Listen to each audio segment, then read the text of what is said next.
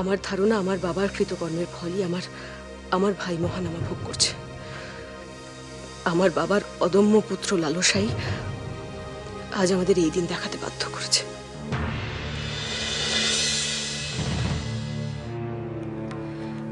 আর যাতে সেটা না হয় সেটা দিদি হিসেবে দেখা আমার কর্তব্য। তাই আমি নিজেকে সরিয়ে নেওয়ার সিদ্ধান্ত নিয়েছি। আমার মনে হয় এতে আমার ভাইয়ের জীবন শান্তিপূর্ণ হবে। অন্তত প্রতিদিন সে আমার হৃদয়ের আগুনে তো জ্বলে পুড়ে মরবে না।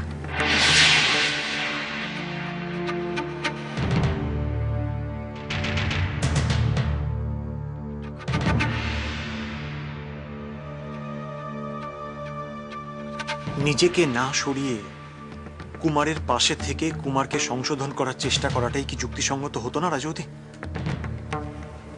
কোনটা সঙ্গত আর কোনটা অসঙ্গত সেটা কি আমায় তোমার থেকে জানতে হবে জয়দ্রথ? আপনার কি মতামত রাজপুরোহিত মশাই? তীর্থযাত্রার উদ্দেশ্য সর্বদা হৃদয় এবং আত্মার শুদ্ধতা অর্জন রাজবতী। আপনি সবার আগে নিজেকে প্রশ্ন করুন, আপনার কি সেটার কোনো প্রয়োজন আছে? নিজের মানসিক শান্তি আর মহানামার মুক্তি, এই আমার উদ্দেশ্য। এই দুইয়ের মাধ্যমেই আমার হৃদয় মনের শুদ্ধিকরণ সম্ভব। তুমি আমার তীর্থযাত্রার ব্যবস্থা করে দেবে? দিদি, দয়া করে আপনার এই ভাইটাকে ছেড়ে চলে যাবেন না।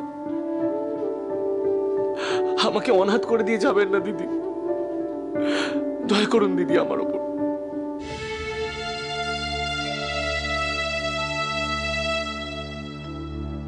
আপনার পিতা আপনাকে উত্তরাধিকারী হিসেবে নির্বাচিত করেছিলেন, তার যথেষ্ট কারণ ছিল। তাই সেক্ষেত্রে আপনার অনুতপ্ত হওয়ার কোনো কারণ নেই মহারাজ। মহারাজ, আমরা সবাই আপনার পাশে আছি, প্রয়োজন হলেই ডাকবেন। এবার আমাদের অনুমতি করুন। আমরা আসি মহারাজ।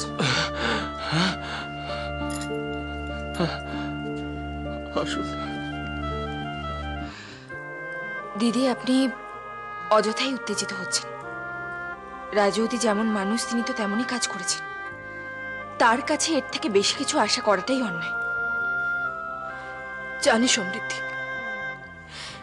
রাজবতীকে দিনের পর দিন সহ্য করে যাওয়াটা আমার বোধহয় অন্যায় হয়েছে, কিন্তু তবু আমি সহ্য করে গেছি।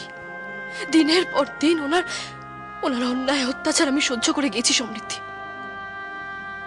কিন্তু সবকিছুতে একটা সীমা থাকে। তাছাড়া আমি প্রতিবাদ করি বা কি করতাম বলো তো সমৃদ্ধি? যা হওয়ার তা তো হতোই। রাজিমা, একটা সংবাদ রয়েছে। কি হয়েছে জয়দ্রথ? রাজবতী প্রাসাদ ত্যাগ করে চলে যাওয়ার সিদ্ধান্ত নিয়েছেন। উনি সত্যিই যাবেন নাকি এটা ওনার কোনো নতুন চাল জয়দ্রথ? সত্যি যাবেন কি যাবেন না সেটা তো আমার পক্ষে বলা সম্ভব নয় দিদি। কে কোথায় যাবে জয়া? খনা, তোমার পিসি তীর্থে যাবেন বলে মনস্থির করেছেন। পিসি? আমি নিজে সিংহলে বিশাল অনুষ্ঠানের আয়োজন করব। সিংহলে যত হতদরিদ্র মানুষ আছে তাদেরকে আমি নিজে ভাত পেড়ে খাওয়াবো। মা, এ তুমি কি বলছো? তোমার বাবার কথাটা একবার ভাবো তো খনা।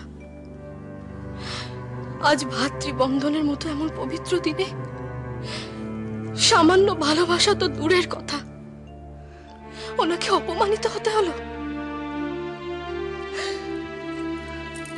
সৎ ভাই হওয়ার মূল্য কি ওনাকে সারা জীবন দিয়ে যেতে হবে খনা?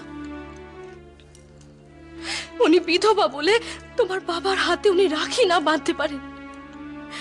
সামান্য ভালোবাসা তো দেওয়াই যায় খনা, কিন্তু উনি তাও করেননি। পিসি যা করেছে তা আমি ইচ্ছা করে করেনি। ভাই কাকা হাত কেটে ফেলেছে শুনে পিসি বোধহয় নিজেকে আর ধরে রাখতে পারেনি, তাই বোধহয় রাগের মাথায়। খানা